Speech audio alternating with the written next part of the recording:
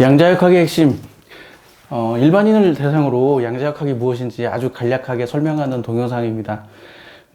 당연히 일반인을 대상으로 하는 거기 때문에 복잡한 수식 같은 건 없고요. 핵심적인 내용만 얘기할게요. 그리고 아마 물리 전공자에게도 도움이 될 만한 이야기일 겁니다.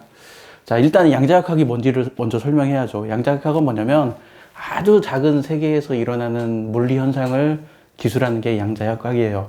어느 정도 작은 세계냐면 대략 원자 정도 크기. 수소 원자. 우리가 알고 있는 수소 원자 모양이죠.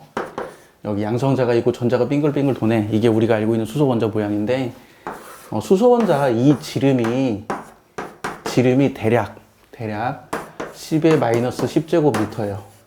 달리 말하면 100억 분의 1미터입니다. 수소 원자를 10개로 놓으면, 이것의 10배니까 10억 분의 1미터가 되겠죠? 이게 1나노미터예요. 1나노미터. 요즘 반도체 공정이 뭐더라? 5나노? 4나노? 3나노? 요즘 그런 말 하고 있죠.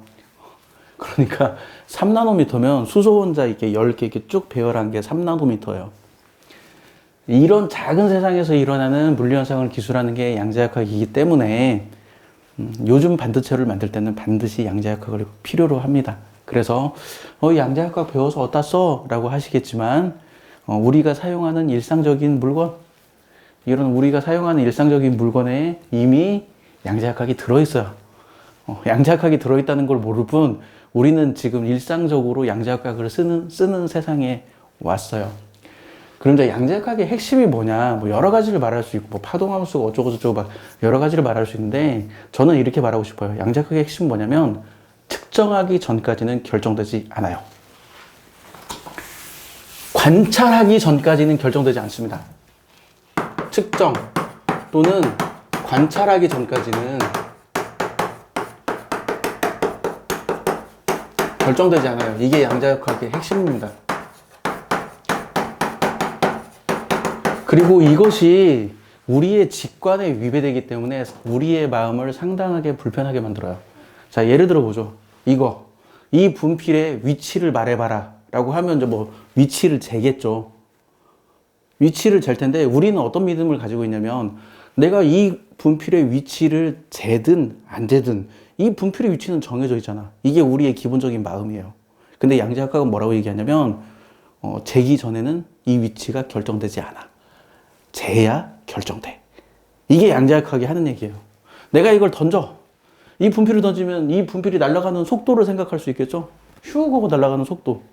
이 속도를 잰다고 쳐봐요. 그러면 우리의 기본적인 믿음은 뭐냐면, 내가 측정을 하든 안 하든 이 속도는 정해져 있는 거잖아. 이게 우리의 기본적인 마음이죠. 속도는 정해져 있어. 내가 측정을 안 해서 모를 값이 얼마인지는 모를 뿐 속도는 정해져 있는 거야. 이게 우리의 기본적인 마음가짐이에요.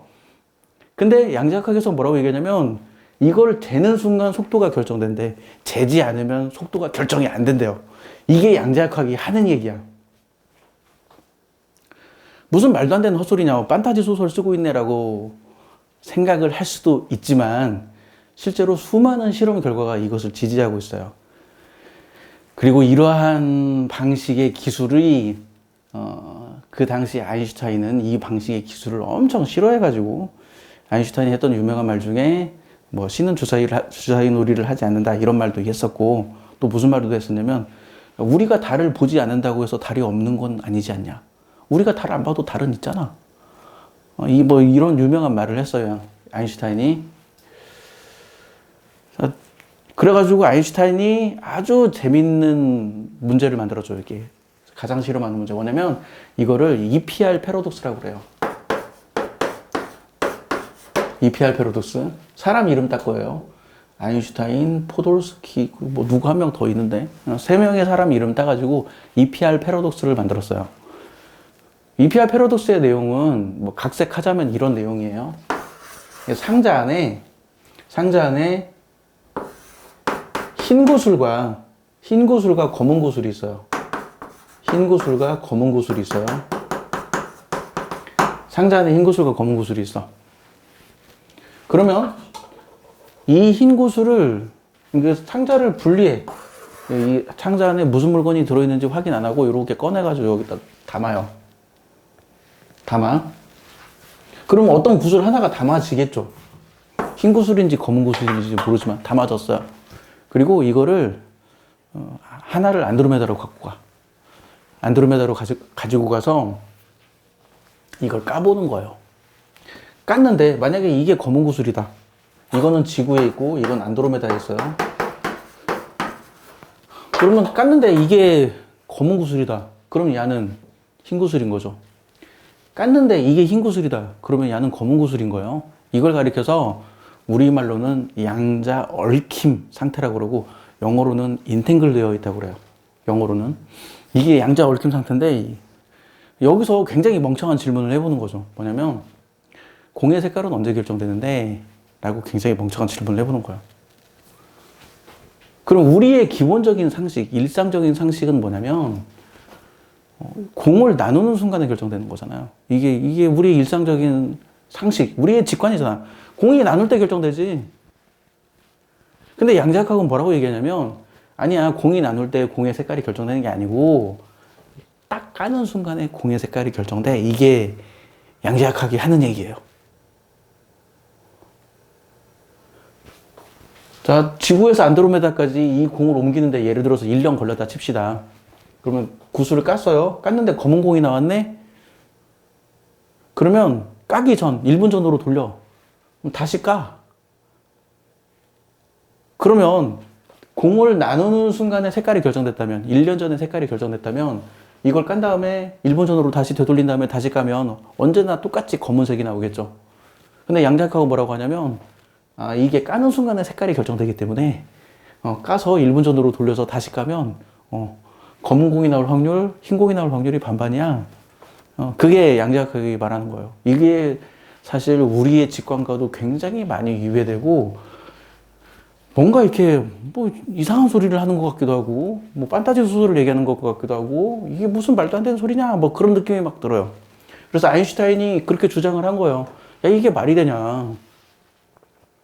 이게 검은 공을 딱 깠는데 이 검은 공이 깠다는 사실이 바로 여기로 전달돼서 이게 갑자기 흰 공으로 바뀐다고? 이게 말이 되냐? 라고 아인슈타인이 얘기를 했어요. 근데 그 당시 아인슈타인이 살아있을 당시에는 이걸 실험장치로 구현을 못해서 검증을 못했고 아인슈타인이 죽은 다음에 1960년대쯤에 이것을 실험장치로 구현을 했어요. 물론 이거하고 똑같은 건 아닙니다. 이건 그냥 비유적인 표현이에요. 실제로 뭐 우리가 안드로메다까지 갔다는 뜻이 아니에요. 비유적인 표현. 그냥 일반인이 알아듣기 위한 비유적인 표현이고 실제로는 이런 실험 장치는 아닌데 이렇게 실험을 해봤어요. 근데 놀랍게도 진짜로 이걸 깔 때 색깔이 결정되는 거야. 놀랍게도. 이걸 깔 때 색깔이 결정돼요. 그래서 양자역학의 핵심은 뭐냐면 측정하기 전에는 관찰하기 전에는 상태를 몰라. 관찰해봐야 상태를 알아. 이거하고 관련된 또 유명한 게 뭐냐면 그 슈레딩거 고양이 이야기가 있죠. 슈레딩거 고양이. 슈레딩거 고양이 이야기는 뭐 이런 이야기예요.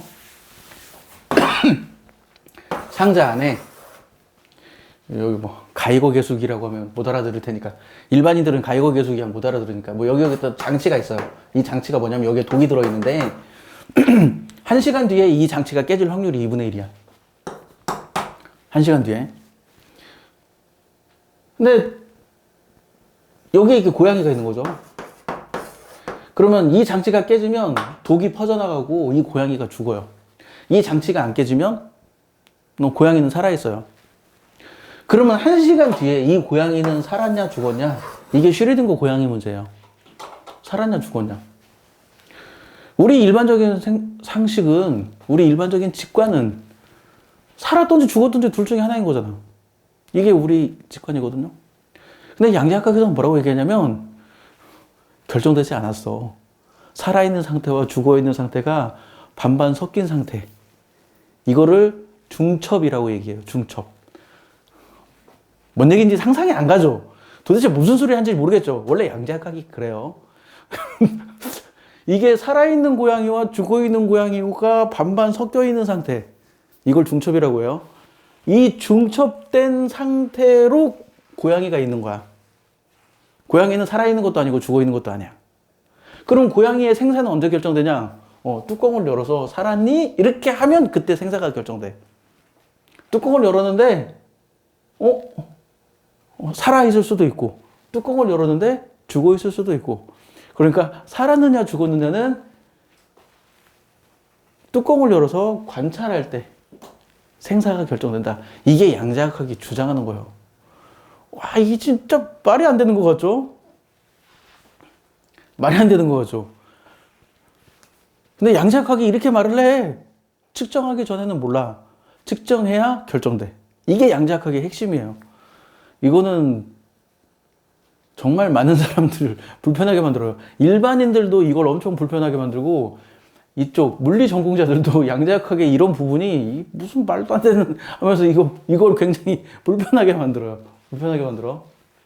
자, 하나 더 얘기해 볼게요. 이건 물리 전공자를 위한 건데, 일반인들은 뭐 이중슬립 간섭 실험 이런 걸 잘 모를 거예요. 근데 이제 물리 전공자는 알죠. 물리를 배운 사람은 이중슬립 간섭 실험.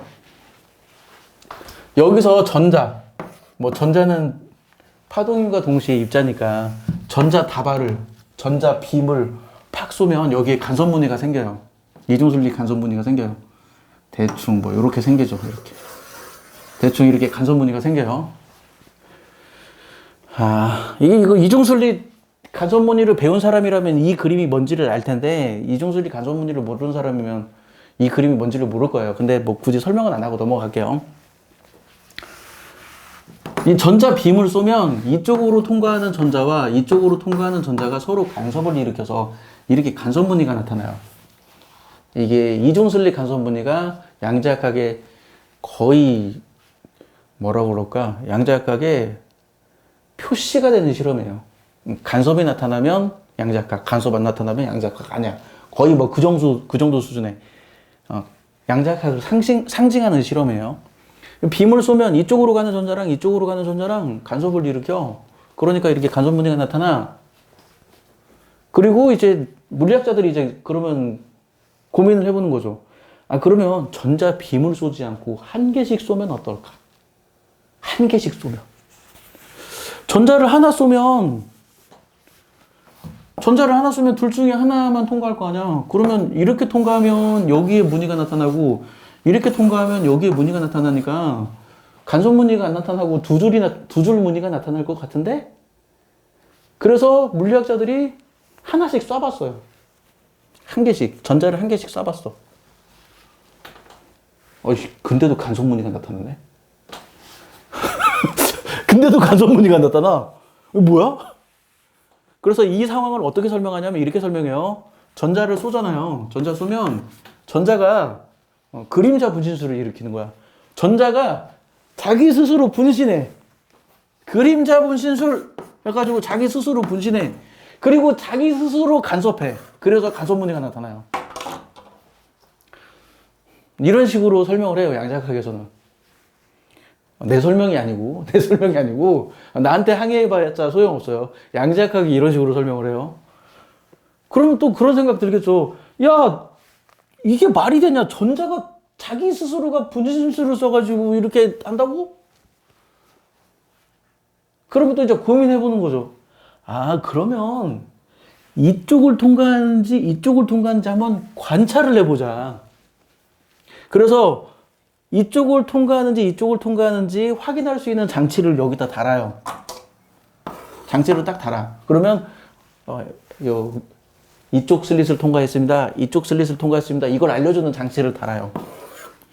장치를 달면 알겠죠?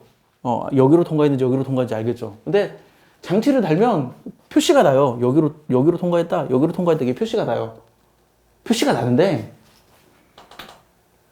이런 장치를 달면 이중슬립 간섭무늬가 안 나타나.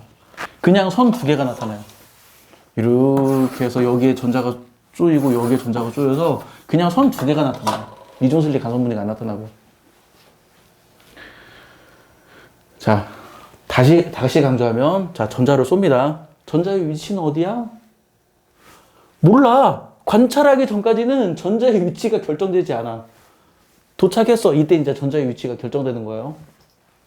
근데 여기에서 위치를 결정할 수 있는 장치를 딱 만들어. 달아. 그러면 이렇게 나가면 이때 전자의 위치가 결정돼요. 전자의 위치가 결정됐어요. 관찰했어. 전자의 위치가 결정됐어. 그러면 더 이상은 양자역학의 성질이 사라져. 그냥 입자처럼 움직여요. 이게 양자역학의 그 오묘함이죠. 그래서 내가 인터넷 뒤져봤는데 내가 누군지 확인은 못했는데 뒤져봐도 안 나오더라고.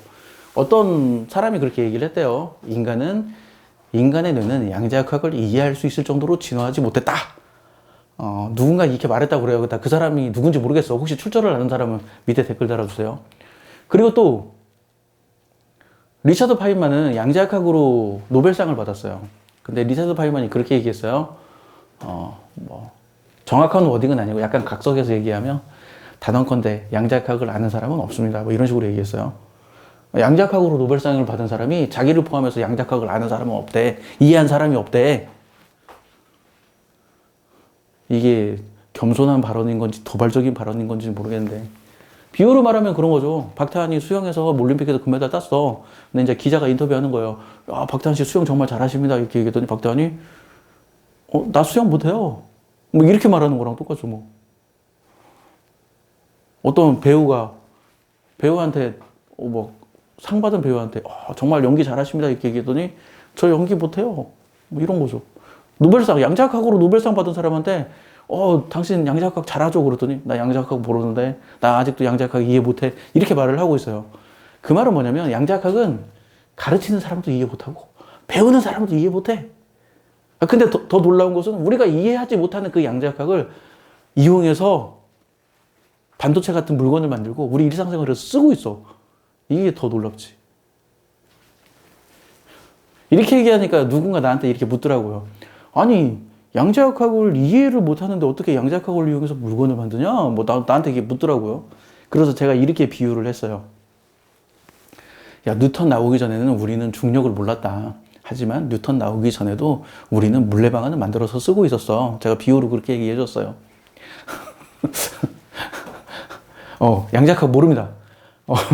인간은 양자역학을 이해 못해. 이 동영상 보고 양자역학 이해 못한다고 해서 실망하지 말아요. 왜 그러냐면 양자역학으로 먹고 사는 사람도 양자역학을 이해 못해. 양자역학을 이해 못해. 이게 직관적으로 너무 반하는 내용이라서 아니 어떻게 관찰하기 전까지 결정이 되지 않는다고? 관찰하기 전에 이미 결정되어 있는 거 아니야? 이게 너무 우리 직관하고 반하는 내용이라서 우리는 납득을 할 수 없는데 이해 못해도 괜찮아요. 원래 양자역학은 이해 못하는 거니까. 그리고 그 이해 못하는 양자역학을 가지고 우리는 반도체를 만들어서 쓰고 있어요. 야, 이 대단한 인류의 이 대단한 능력, 정말 대단한 능력이에요. 이해 못하는 걸로 물건 만들어서 그거 가지고 팔고 그걸 가지고 우리가 일상생활에서 쓰고 있으니까 엄청나게 대단한 능력이죠. 자, 양자역학에 대해서 핵심적인 내용을 얘기해줬고, 그리고 이 다음 동영상에서는 이중성 얘기해줄게요. 빛과 물질의 이중성에 대해서 설명해줄게요. 이중성에 관련된 동영상은 여기 있습니다. 공개되지 않으면 여기에 다른 동영상이 나올 텐데 공개되어 있으면 여기에 그 동영상이 나올 겁니다. 마칠게요.